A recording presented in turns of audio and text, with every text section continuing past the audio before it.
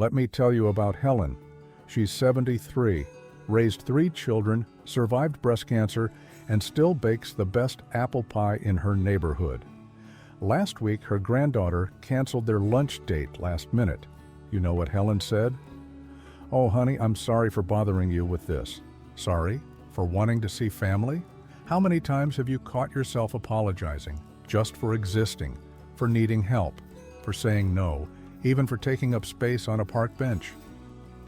Today we're going to talk about why after 70 you need to stop saying "I'm sorry" when you've done nothing wrong, and more importantly, 6 things you never need to justify to anyone. You don't owe apologies for how you lived your life. Last month, a viewer named Robert wrote to me, "My son says I wasted my potential because I stayed 40 years at the phone company instead of becoming an entrepreneur." Let me ask you something. Did you put food on the table, keep a roof overhead, raise your kids with love? Then you succeeded. The people judging your choices weren't there when you worked double shifts during the recession or when you patched knees on school uniforms instead of buying new ones. Your life isn't a draft you could rewrite with today's opportunities. It's the real hard-won story of a person who navigated a world without Google, LinkedIn, or instant loans. That college degree you couldn't afford? Those investments you didn't make? You were busy building something more important, a life. You don't owe apologies for your changing body. Margaret from Florida stopped going to her book club because she needed a ride. "I didn't want to inconvenience anyone," she told me. Then one day, her friend said, "We've been taking turns picking you up for months. We just thought you didn't like us anymore." Here's the truth. Your knees that ache in the morning carried you through decades. Your hands that struggle with jars raised children, painted walls, kneaded bread. When you apologize for moving slower, you're not being polite. You're treating your survival like an inconvenience. That walker isn't a burden. It's what keeps you independent. Those hearing aids, they let you stay connected. Needing help isn't weakness, it's wisdom. The people who matter don't see your limitations, they see you. Now, let's talk about something even more surprising: why you should never apologize for setting boundaries with family. You know what's interesting? The more candles on our birthday cakes, the more we seem to apologize for taking up time, for needing help, even for our own preferences. Well, today we're flipping that script. Let's pick up where we left off with something many of us struggle with: family boundaries. You don't owe apologies for setting boundaries with family. There's a special kind of guilt that comes with saying no to adult children, isn't there?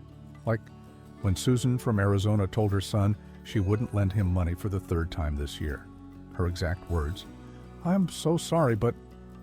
Why? Are we apologizing for not bankrolling other adults' choices?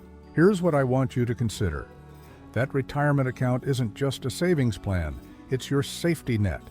Those heirlooms you're selfish for not handing over yet, they're pieces of your history. Love doesn't mean saying yes to everything. Sometimes the most loving thing you can do is say no. And here's the surprising part. Boundaries often improve relationships.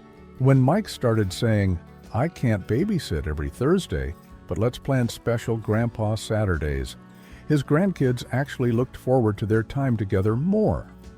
You don't owe apologies for your opinions. Remember when we could disagree, without it being personal? These days, it feels like having a different view means walking on eggshells. But here's the truth.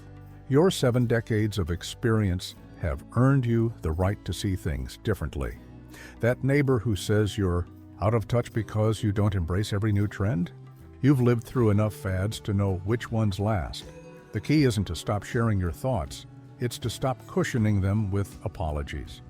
Instead of "sorry, but I think," try "in my experience." That's not being stubborn.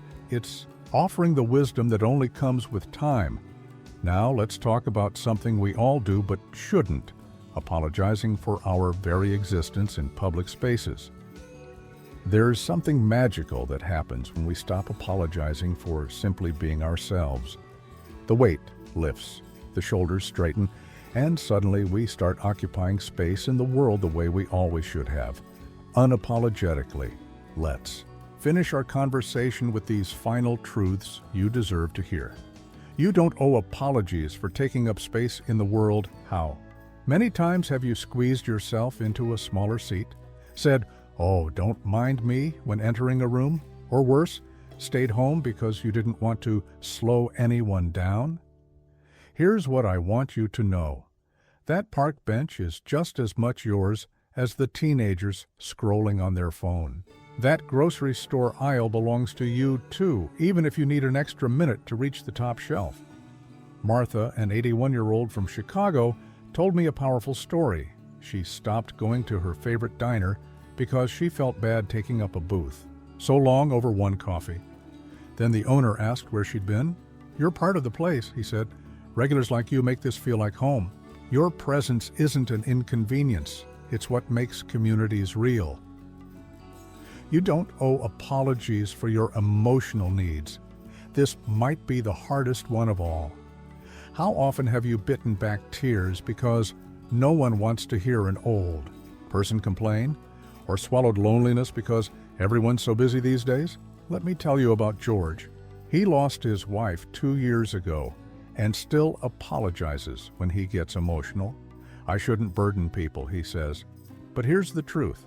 Grief isn't a burden. Love isn't a burden. Your feelings aren't a burden. After 70 years of being strong for everyone else, you've earned the right to say, "I need company today." This anniversary is hard for me. I'd love a hug. That's not neediness, that's being human. The unapologetic life. As we wrap up, I want you to try something. For the next week, keep count of how many times you say sorry when you've done nothing wrong. Then ask yourself, what if I replace those apologies with something else? "Excuse me," instead of "sorry to bother you." "Thank you for waiting," instead of "sorry I'm slow." "I prefer," instead of "sorry, but this isn't about being rude, it's about recognizing your worth." You've spent decades making others comfortable. Now it's your turn. The world needs what only you can bring, your stories, your laughter, your hard-won wisdom. So, take up space, speak your mind, ask for what you need. After all, you've earned it.